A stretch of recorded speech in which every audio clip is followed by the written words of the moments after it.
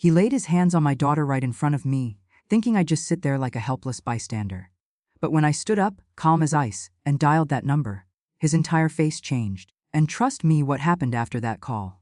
You won't be able to guess it, but you definitely want to hear it. You ever have one of those moments where time doesn't just slow down? It slams on the brakes so hard you practically hear the seatbelts lock.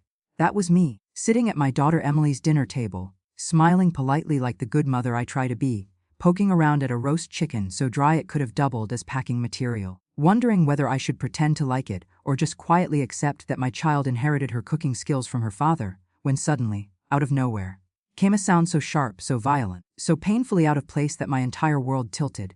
Slop before my brain even caught up, another. Slop, and then, as if a twisted encore was necessary, a third.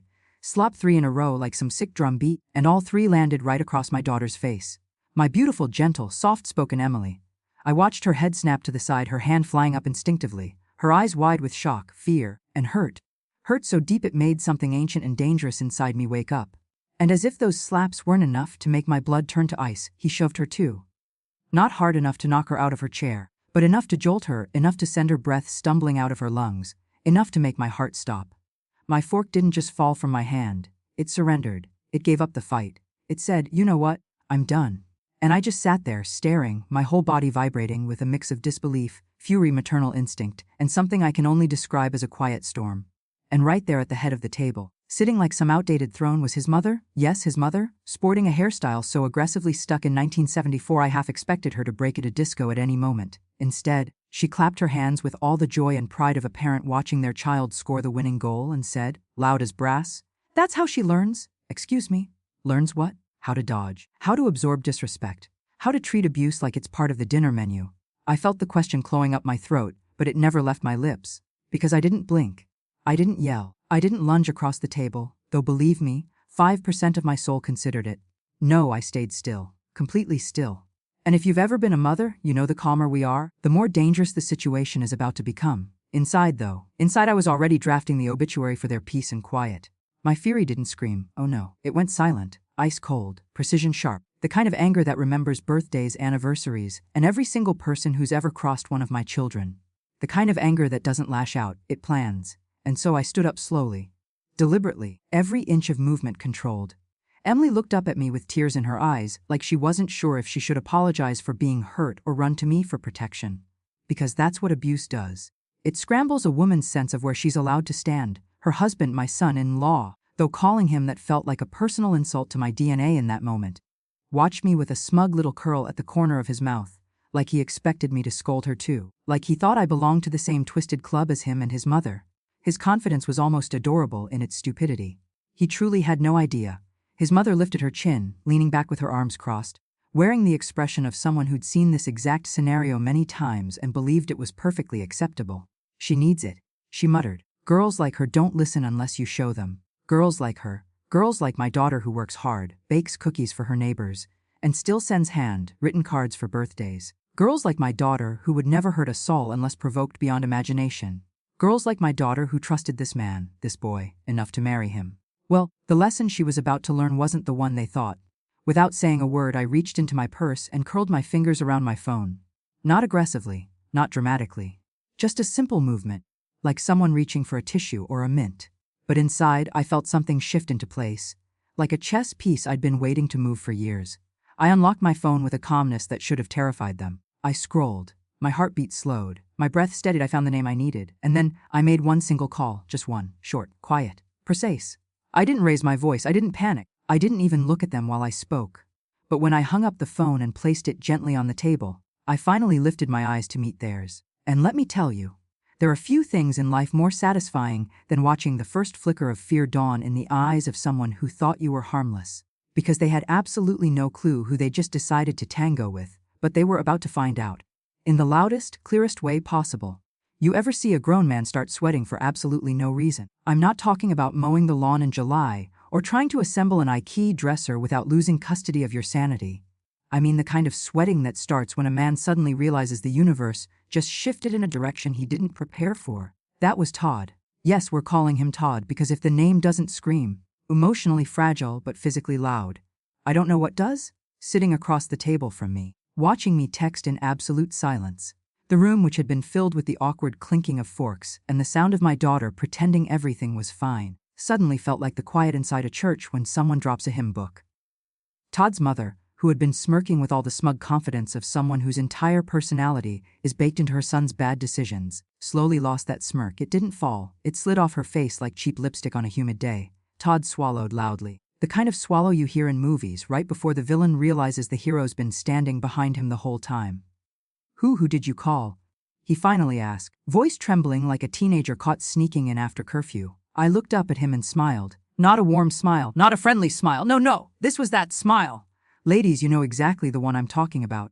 The smile we save for customer service agents when they tell us our warranty technically expired yesterday.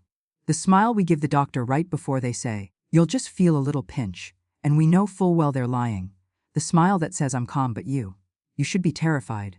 "Just a friend," I said lightly, brushing an imaginary crumb off the table as if nothing significant was happening. His eyes narrowed. "What kind of friend?" he asked, but the crack in his voice betrayed him. He already knew that he didn't want the answer. "The kind who helps," I replied softly, letting the word sit in the air like a storm cloud forming in slow motion. And oh, did his face twist at that. Because helps could mean anything, and Todd was running through every worst-case scenario in his mind. He should have been. Because by helps, I didn't mean someone who brings casseroles or waters your plants when you go on vacation. I meant someone who helps women document bruises. Someone who helps file emergency protective orders. Someone who helps end cycles of abuse that men like Todd think they can hide behind closed doors and dinner tables. Someone who makes sure the law doesn't just whisper, it thunders. Someone who makes sure men who raise their hands in violence learn what it feels like when the world raises its hand back. Yep, my friend was the sheriff. A man who had known me for over 2 decades, who'd seen me through storms, who trusted my judgment, and who didn't take kindly to the idea of a woman, especially one as gentle as my daughter, being slapped around under the guise of learning. But I didn't announce his title. Why spoil the surprise? Why ruin the slow unraveling of Todd's false confidence? The beauty of fear is that it grows in silence. You could practically see Todd recalculating his life choices in real time. His leg bounced under the table. His fingers twitched. His mother snapped. What's she gonna do? Call someone to talk? But even she didn't sound convinced. That woman was losing composure as fast as her hairspray was losing its hold.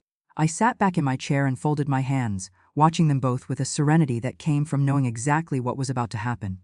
You don't raise a daughter, love her, protect her, nurture her, and then sit silently while someone treats her like she's disposable. No, ma'am. Not on my watch. I didn't raise Emily to believe she deserved that kind of treatment, and I certainly didn't raise myself to be afraid of men who act big and loud, but crumble the moment real authority enters the room. Todd glanced at the door, then back at me, as if trying to guess when the axe would fall. He opened his mouth, probably to start some speech about how wasn't what it looked like, or how Emily needs discipline, or some nonsense he learned from his mother's outdated playbook. But before he could speak, I lifted one finger, just one, and he shut up so fast his teeth clicked. The silence that followed wasn't awkward, it was electric, heavy, loaded. His mother kept shifting in her seat, muttering under her breath, her mascara trembling from either fear or cheap application. But Todd stared at me like I'd suddenly grown 3 heads and all of them were judging him. You should relax, I said gently. Help is on the way. His eyes widened. Help? What kind of help? He repeated, his voice cracking again as sweat pooled at his temples. I smiled. The right kind. And that was it.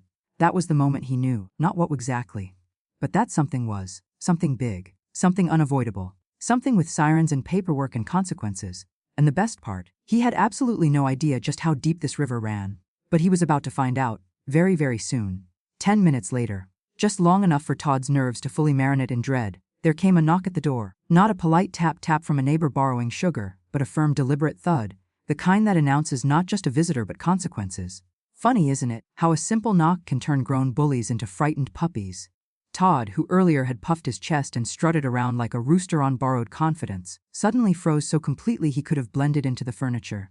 His shoulders stiffened, his eyes darted toward the door, and if fear had a smell you could probably have bottled his. His mother, always ready with unwanted commentary, leaned in and whispered, "Don't answer it." Her voice was hoarse, tense, and trembling as if she already knew exactly who was waiting on the other side. I didn't even look at her. I simply said, with a calmness that made her flinch, "Oh honey, they're not here for me." And just as I predicted, when the door swung open and Sheriff Jackson stepped inside, the entire energy in the room shifted. Sheriff Jackson was not the kind of man you could ignore. Built like a refrigerator with a badge and a soul that didn't tolerate nonsense, He filled the doorway with authority alone. Todd's face morphed from pale to translucent like old cottage cheese left too long in the sun. His mother shrank back into her seat, suddenly fascinated with the pattern on the tablecloth. Jackson scanned the room slowly, taking in every tension, every tear, every bruise that didn't need to be visible to be real. "Emily, sweetheart," he said gently, his voice softening the way a father talks to his own child. "I got your mom's message. You ready to talk?" My daughter, my sweet Emily, nodded through trembling tears, her voice caught somewhere between relief and fear. She looked like she'd been holding her breath for years and only now exhaled. It wasn't just the physical hurt, it was the exhaustion of keeping secrets she never should have had to keep. Jackson gave her a reassuring nod before turning his gaze to Todd, whose posture by now resembled a deflated parade balloon. "Todd," Jackson said, each syllable landing with the weight of a gavel, "we're gonna have a conversation outside, not a request, not a suggestion, a verdict."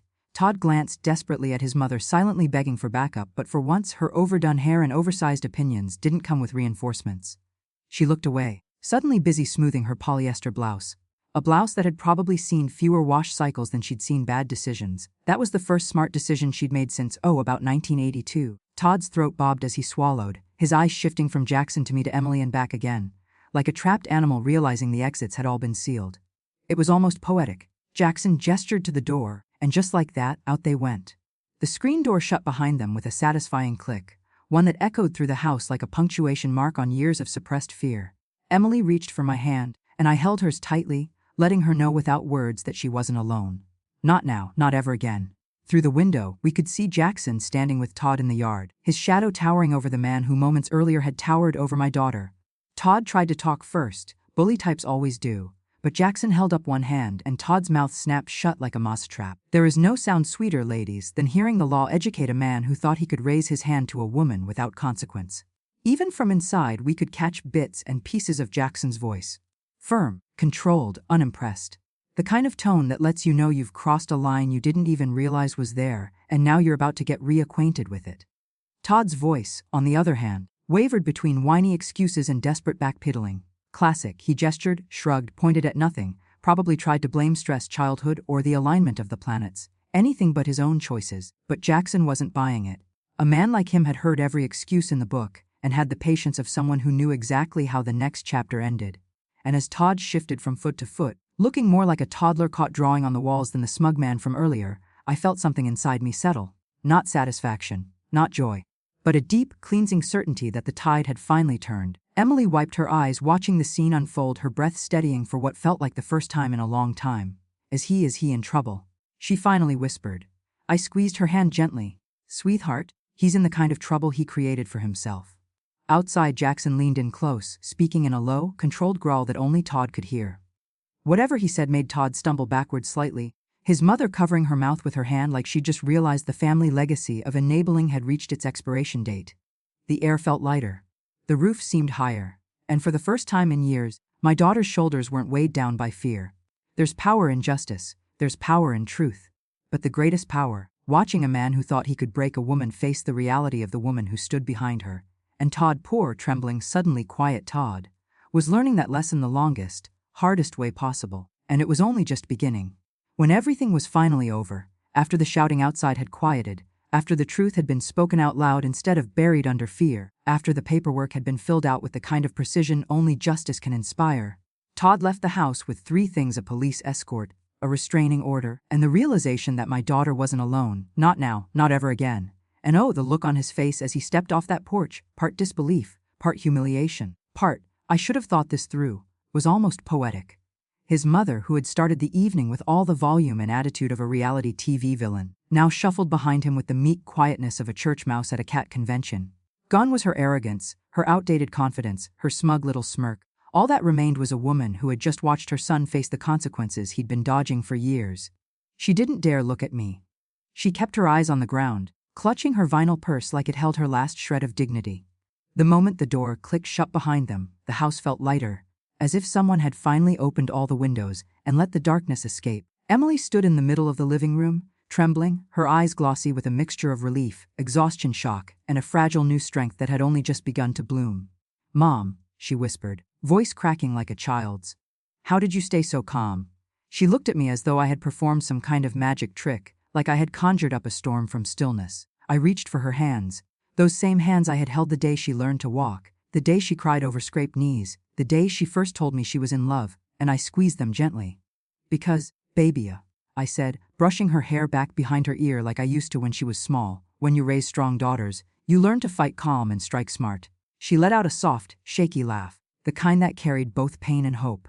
And then I laughed, because sometimes that's all you can do when emotions pile up so high you can't sort them. She fell into my arms the way she did when she was 5 and scared of thunderstorms, and I held her close, feeling the weight of the moment settle into something solid and unforgettable. We stood like that for a long time, two women connected by blood, love, and the unspoken promise that no matter how much life tries to break us, we rebuild stronger. When we finally stepped back, wiping tears with the backs of our hands, the house suddenly reminded us of the dinner we'd abandoned. The roast chicken, bless its dry, hopeless soul, still sat on the table like a culinary crime scene. Emily sniffed, glanced at it, and let out a genuine laugh. "Mom," she said, half laughing, half groaning, "that chicken might have been the biggest red flag of the night." "Oh, sweetheart," I replied, shaking my head, "that chicken deserved jail time too." And that was it. That one silly comment cracked open the emotional dam, and we both burst out laughing, the kind of cathartic, messy, snort-filled laughter that only comes after you've survived something heavy. There's healing in humor, there always has been. We pushed the chicken aside. The poor thing had suffered enough humiliation, and ordered pizza, extra cheese, pepperoni, breadsticks. All the carbs we weren't supposed to eat but fully deserved after the emotional Olympics we'd just competed in. While we waited for the delivery guy, Emily curled up on the couch, wrapped in a blanket I'd knitted years ago. She looked small but not fragile, more like someone rediscovering her strength inch by inch. "Mom," she said quietly, "I don't know what would have happened tonight if you weren't here." I sat beside her, brushing her hand softly. "You don't have to know," I told her. "You're safe. That's what matters." She nodded, swallowing hard. "I should have told you sooner, maybe," I admitted gently, "but maybe you weren't ready until now, and that's okay. What matters is you told me." She leaned her head on my shoulder, and for the first time in months, maybe years, I felt her breathe fully. No fear, no tension, just breath. Relief is a powerful thing. When the pizza arrived, we ate almost an entire box by ourselves, sitting cross-legged on the floor like we used to during her girlhood sleepovers. We talked not about him, not about the past, but about the future. About therapy, about healing, about boundaries, about taking back control. By the time she finally drifted off to sleep on the couch, her face peaceful, her breathing slow and steady, I tucked a blanket around her and kissed her forehead. I stood there for a moment watching my daughter, the same daughter I once held in a delivery room, sleep safely, and I made myself a silent promise she would never feel alone again. Not while I was alive, not while I had breath, not while I had fight left in my soul, and tonight, oh tonight I had proven just how much fight I had. Sometimes strength isn't loud. Sometimes it doesn't roar. Sometimes it's quiet, strategic, patient. Sometimes it's a mother making one phone call at the right moment. Sometimes it's the calm before the storm, and sometimes it's the storm itself. And Todd had learned a lesson he never expected. And Emily, she learned that her mother would always be her safest place. And me, I learned that there is nothing more dangerous and more powerful than a calm woman who knows her worth and defends the people she loves. If you enjoyed this one, filled with twists, heart, and a little mom-powered justice, make sure you subscribe so you never miss the next chapter. Quick subscribe, and let's keep reading together.